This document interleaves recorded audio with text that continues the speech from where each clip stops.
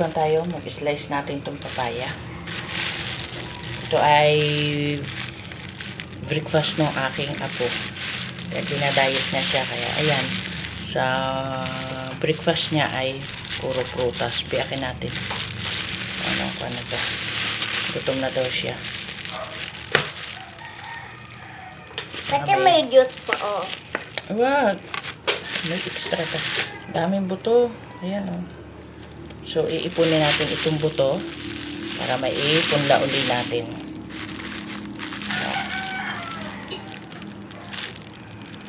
Overripe na. Tanggalin natin guys yung mga buto. Ayan guys, natanggalan natin ang buto. Tanggalan uli natin yung isa. Ayan.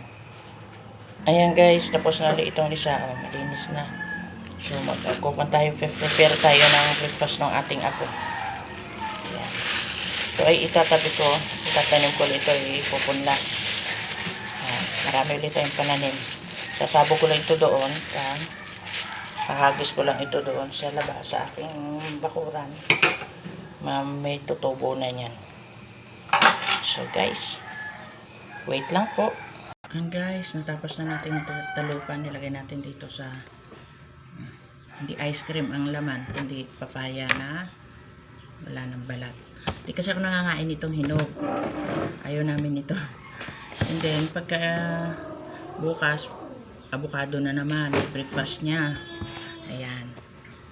Kaya ito karami, ipapakain natin sa kanya.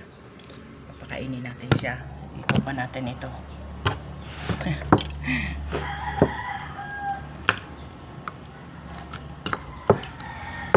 Dibiling ko. Hindi mo na siya nagra-rice kasi nga overweight na siya.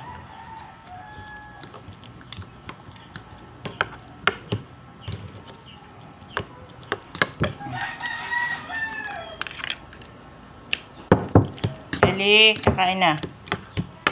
Ito.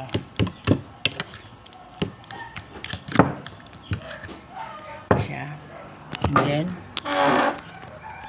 ilalagay natin sa rep ito, ating talupan. Ilalagay na natin ito sa rep para masisang araw ulit. Para hindi siya masira. Kasi pag hindi siya nilagay sa rep, masisira siya. Merienda niya naman ay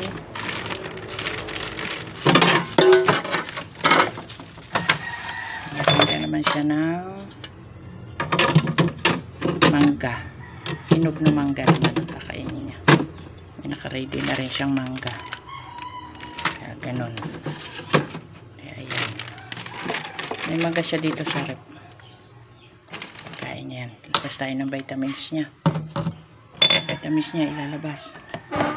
Para pagka vitamins siya.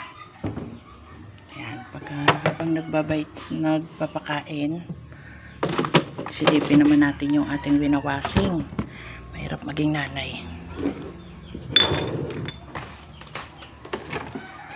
Takip. Ito, nagpapakain tayo kay Ellen. Para naman tayo. Katapos na ako magpakain ng manok.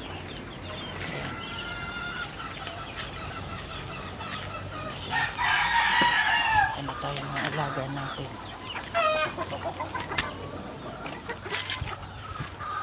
Pakain na tayo.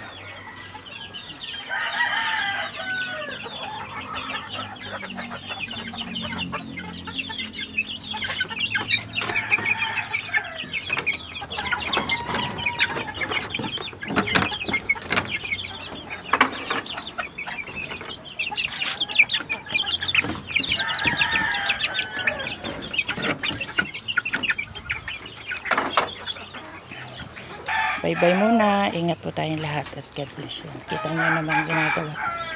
Mahirap maging nanay. Kaya bye-bye. Thank you. Ingat po tayong lahat. Mga